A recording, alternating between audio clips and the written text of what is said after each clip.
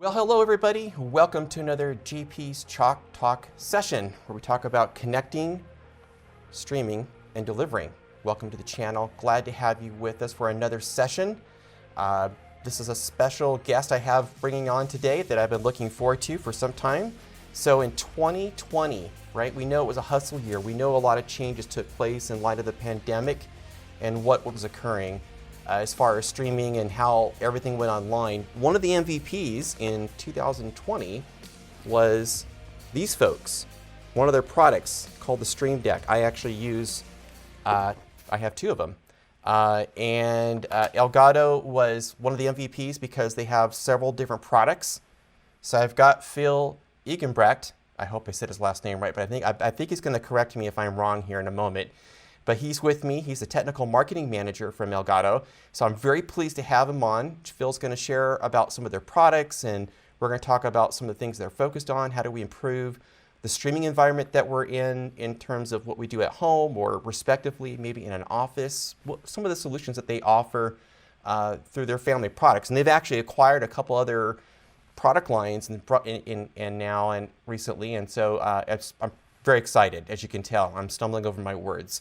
Let's bring Phil here in just a moment, but before I forget, hey, if you like this video, we'd love to hear from you. Give us one or two, three things that you liked in this video, right? And if this video was helpful, and for Phil, I'd love to have him back. I'd love to get your comments. So please comment and share, hit the like button, ring the bell to get notified when a video is added. Okay, well, let's bring Phil in right now. Hey, Phil, how are you? Hey, John, I'm good. Thanks for having me here. Absolutely. Yeah, the last name bit, it's interesting. You know, we talked a little bit about before the show, but yeah, it's a German last name, so it's in German it's Egebrecht, but for English speakers, Egebrecht is usually a little bit easier. But it trips everyone up, trust me, over the phone. Like, imagine if you're on a terrible phone call, you know, on a connection, no one ever gets it right. So everybody just kind of sits there and like, okay, did I say it right? And you know, it's one of those things, you know, in our culture day, because we try to do things in the right way, but inevitably, for some reason, we go to do something and it just goes away, right? And we try to do it. So thank you for correcting me. Thank you for your patience with me, and hopefully I haven't offended the country of Germany or anything like that. But oh no, I think you're all good. All right. Hey, well, I'm so grateful, and it's a pleasure to have you on the Chalk Talk, and I appreciate the time. You guys have been extremely busy over the past year, and there's been a lot of developments within the streaming community. I mentioned that, you know, Elgato is one of the MVPs that I consider in the streaming space and some of the products. But maybe let's just start off for a moment and maybe just quickly introduce yourself, your background, and then we can jump into all about Elgato. Sure, yeah. So my name is Philip Egebrecht. Most people just call me Phil. I'm technical marketing manager at Elgato. I've been working at Elgato for like over 8 years now, so quite a long time. And yeah, it's been a wild ride. You know, back in 2012 when Elgato, the kind of the gaming side, the content side, got its start, you know, the whole world looked very different, and streaming wasn't even really a thing at that time yet. And it's been just incredible to see, you know, where the industry's been going, and the products that are being built, you know, the tools that are now available, the different platforms, and just really how easy it is nowadays to, you know, if you have a message, to get that out, and those tools are available to you. Interestingly enough, that's sort of how I got my start, actually. So I have my own YouTube channel, and at the time, what I was doing, so this is back in like, like 2010, 2011. I was much younger, obviously, and I was playing a lot of video games, a lot of Call of Duty. And basically my idols were those guys over at Machinima who were making Call of Duty commentaries every day, and I wanted to be like them. And so I started recording my own gameplay using a Hauppauge HD PVR, which you might be familiar with the component cables. And so that was already pretty cool, right? Because that was 720p. That wasn't even, that wasn't 1080p yet, but 720p was better than the Dazzle, which was, I think it was S-Video at the time or something like that. That was... But anyway, so I did that off an Xbox 360, started a YouTube channel, and started uploading stuff, got a couple thousand subscribers, and moved a little bit into live streaming. But I actually bought Elgato's first capture product in 2012 and immediately fell in love with it because it had HDMI inputs and outputs. And so I used it a lot. It had its bugs and issues, and so I'd actually leave comments on Facebook and Twitter to the company saying like, hey, there's this bug, and here's actually how to fix it, or I found this workaround. And they took notice of that, and kind of one thing led to another, and I actually started working on the community team at Elgato, and then moved over to the technical side of things. And I still make YouTube videos every now and then. I still stream myself, but obviously, my job now takes up most of the day, so not as much anymore. So I really come from the community side, from the end user side of this, which was really cool for me to kind of get into the, get on the other side of it, right, on building the products and actually being able to influence, what that looks like. We talked about some of the gaming components and how a lot of that technology over the past several years, obviously from the gaming community, the real-time interaction and all that kind of play setup, has now kind of really transitioned it or transversed itself over into what we're dealing with right now when it comes to live streaming as a whole. Since last year, everybody had to go online, and so that real-time interaction really became a real important element. And that was something that from your side and from Elgato, you guys have several products that kind of provided an opportunity to help people kind of develop that, both the environment as well as, your audio and lighting products, and how it kind of influenced a lot of what we're doing today. Yeah, it's really interesting when you think about how that stuff kind of started and then where we are today.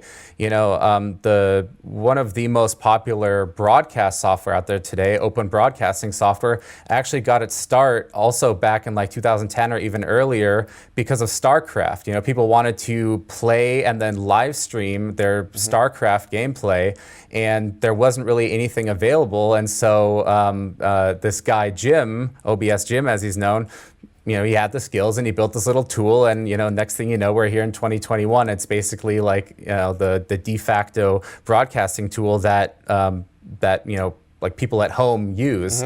And that's kind of the same story that happened to us. So actually the reason Elgato got into the content creation space and the live streaming space at all was they had this piece of software, we had this piece of software called video capture, which back in the day had this really cool functionality where it was always recording in the background. So if something happened, you could kind of just go back in time, record that segment and then save it. The idea for this was really for live TV recording. So if you had ads, you could save it and then cut out the ads. But what people started doing is they started using HD PVRs and other PVR devices with this software to record their gameplay. And we noticed that. We're like, okay. So we don't have an actual capture product, but we have the software, so why don't we make the hardware? And then that's how that got started. And then we delivered, the first major 1080p 30 capture card, and then on from there 1080p 60 capture. And very quickly we started to look at, well, what else can we do, right? I mean, we're known as the capture guys, and this is around 2013, 2014, 15. And we were known as the capture guys, so okay, that's great. But we saw a lot of opportunities in this space in general. And so the next product that we came out with was actually, if I'm remembering this correctly, was the Stream Deck. So it was a big departure from what we had done before, right? We were always just kind of the video guys, and now we wanted to kind of become just your the content guys, right? So if you're making a YouTube video, if you're live streaming on Twitch, if you're doing something like that, then we're going to have a product for you. And we've expanded obviously our product line greatly from there. You know, we've got green screens, multiple sizes of stream decks. We've got our Camlink product, which takes in like a DSLR, turns that into a webcam feed. We've got lights now, right? We've got our key lights, we've got our key light air, we've got a ring light. And we're constantly, you know, we're expanding. You can actually see behind me, we're recording this today. Tomorrow is going to be March 4th. By the time this goes up, I think it'll be, these products will be out. But behind me are the newest Elgato product. These are acoustic panels. So if you're in a room and you want to give your room a little bit of, you know, sound treatment as well as looks and design, then you can get the wave panels from Elgato starting tomorrow, March 4th. Oh, wow, that's fantastic. Yeah, and that all feeds kind of back into our philosophy, which is we want to build tools that help you create content. So from capturing it to sounding good, like the microphone, to looking good on camera, to using a good camera, to, you know, sound treating your room, basically every facet of content creation that you could think of, we want to be a part of that and help make that easier, more accessible, make it look nicer, right? A lot of stuff can be kind of clunky. That's one thing we're addressing with the sound panels is the mounting of them and actually how they work. It's all kind of been an afterthought, but for us, we really put some time and effort into thinking, how can we make sound panels, which don't sound fancy, how can we actually make something cool and interesting and unique out of that, and make them easier to mount on your wall, easier to take down, easier to move around, and obviously work just as well. And I think that's where you guys have been extremely, popular. I know I was ordering some of the products last year, and it was just, you know, you guys are trying to keep up with the demand. And it's been very helpful. Those capture devices that Phil's talking about, I actually have one of the HD60S Plus, and it's a great capture. It's very useful. You can embed the audio. So that, you know, that really is helpful in terms of just trying to construct the right setup. And you guys have got some great suggestions on the website. I've gone there. You've got some best practices. Very helpful. I think that's been very beneficial. And the Stream Decks just continue to really kind of evolve in terms of its functionality in applying it and using it in different productions that I've even seen. Yeah, the Stream Deck is a very unique product, and you know, the idea we had when we were working on it and came up with it is, you know, if you think about a TV station or an actual, like an NFL production, right? You've got tens, if not hundreds of people all involved in that. You've got, you know, directors and you know, camera guys and all this stuff. And you'll have probably 10 people sitting in a room in front of these massive panels with screens and dials and switches. And if you're a streamer or broadcaster at home, you don't have a whole team, you know, backing you up and making those, you know, switching camera angles, queuing up graphics, bringing in sound effects, right?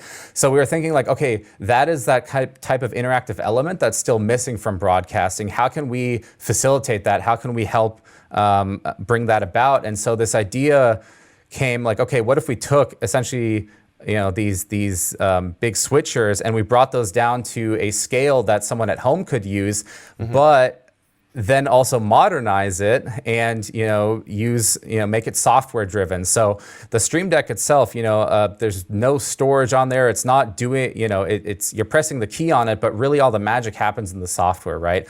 The software integrations with other software, being able to display the dynamic keys, you know, with like the different changes, you know, mute status, you know, is a scene or a shot active or not, right? That's all happening on software, and that's like our modern take on essentially a media switching and control box, and we apply that towards game streaming mostly, but it's not really anymore, but it slowly trickled its way into, you know, the higher end professional broadcasting again, because we made it so easy to use it, right? And so now you have integration with all of the big programs, and we've got people essentially deconstructing and building their own entire software interfaces for it, just to make it work for them. And you'll have people who have like 4 of the XL devices in front of them, right? The XL has 32 keys, they'll have 4 or 5 of them. and they're still super configurable and easy. And so it's interesting how, to me, it's like we took this idea from professional broadcasting, brought it more to the consumer side, and now it's going back up into the, into the professional world.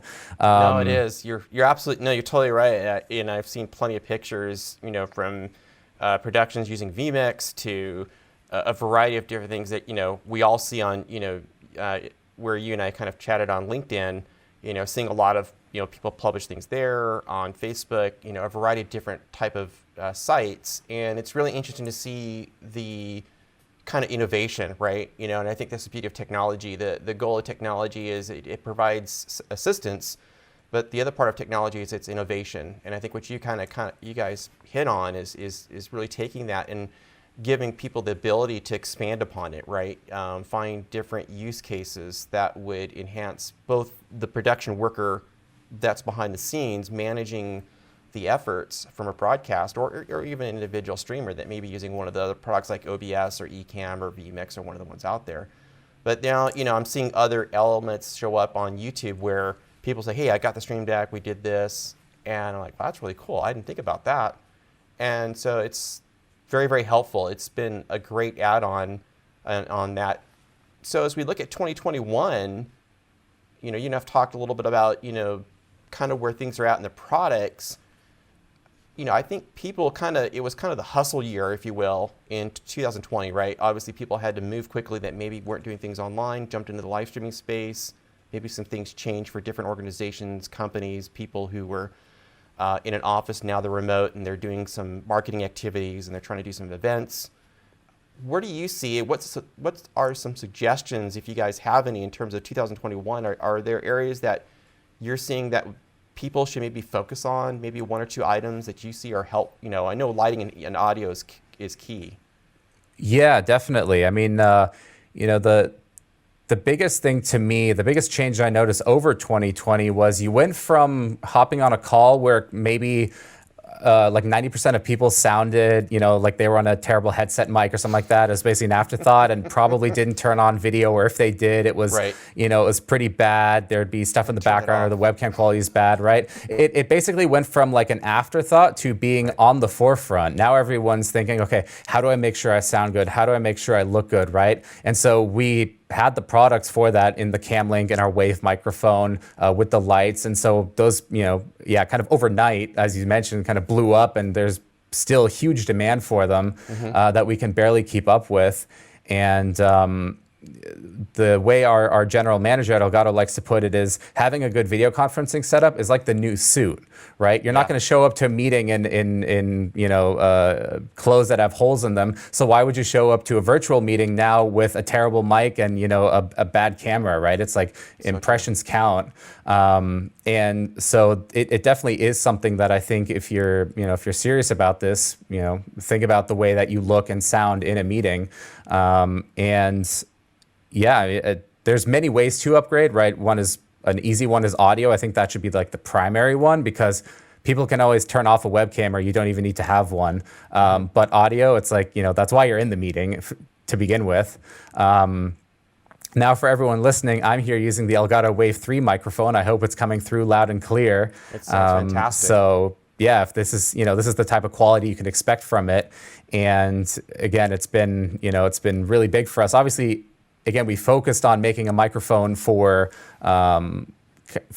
like gaming really and game streaming, and it comes with some really innovative software. But if you just want something that sounds really, really good and is going to basically put you above everyone else who's not using a dedicated mic, then something like our Wave microphone is going to do really, really well. No, and it sounds fantastic. And I think that's another area of the market that's really separate just from, being a streamer or doing some kind of webcasting element. Podcasting has become another popular platform, right, of doing that. Your microphones, the Wave products, are fantastic, right? And they're not complex to set up. I think my experience with the Elgato products, and I think I share this with other people, is that I would say that it's very straightforward and easy to do. It's not complex.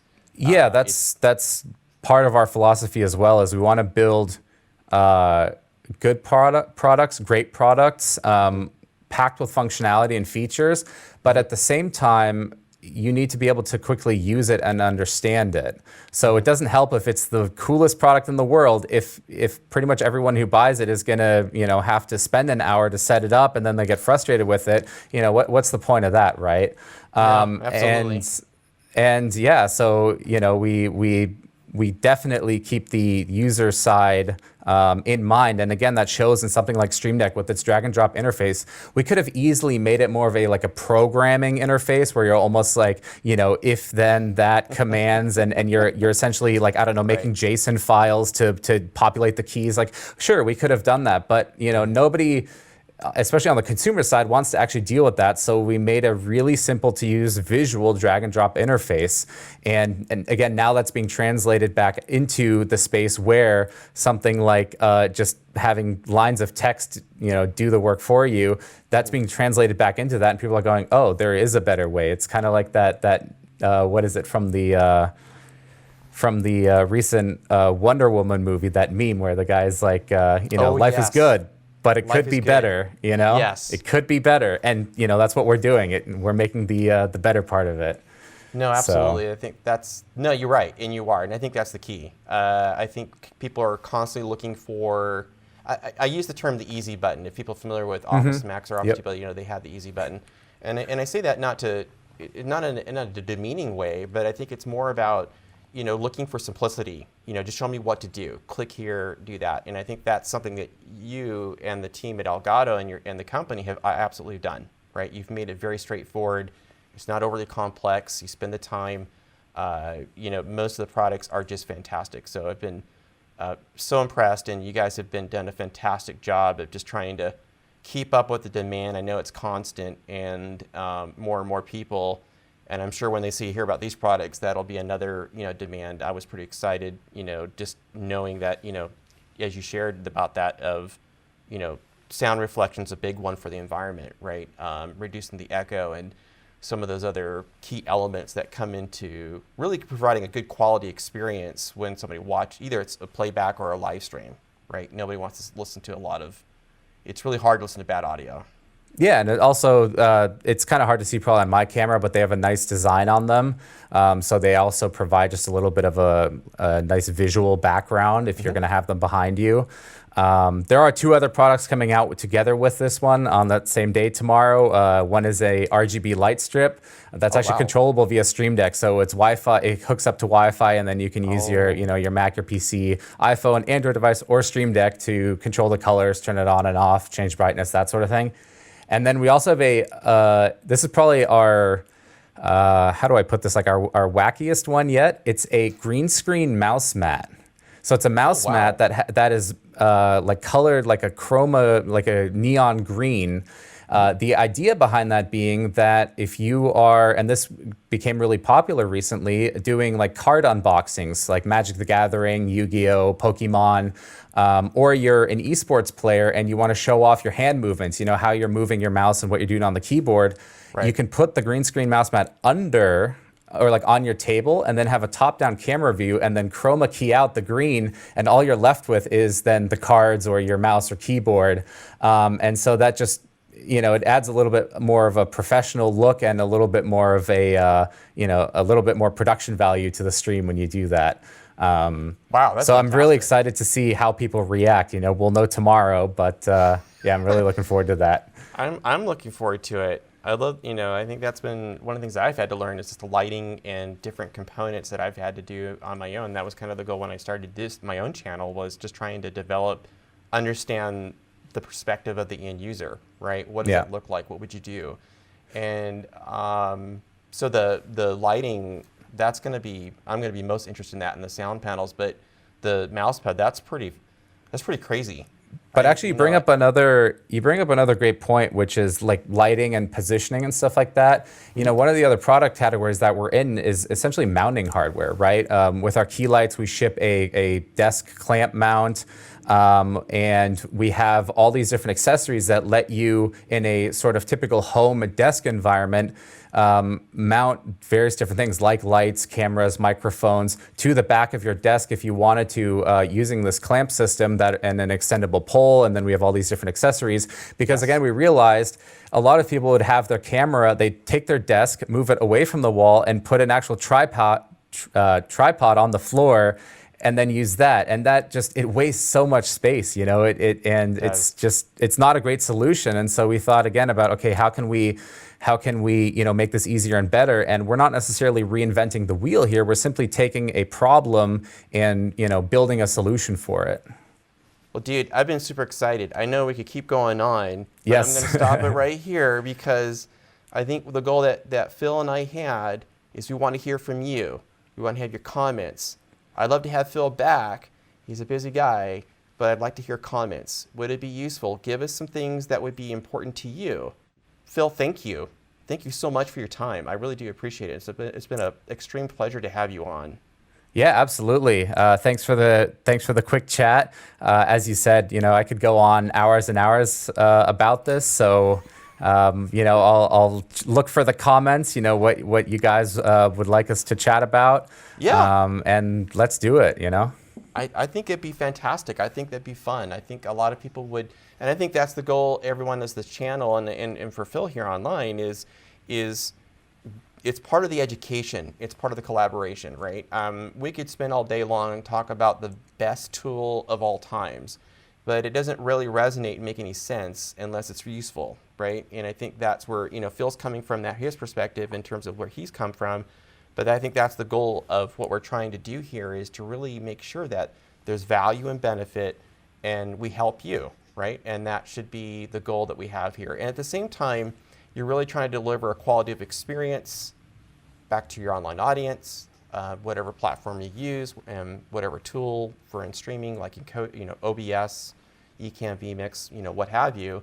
And there's a variety of out there now. So absolutely, Phil, I totally agree with you.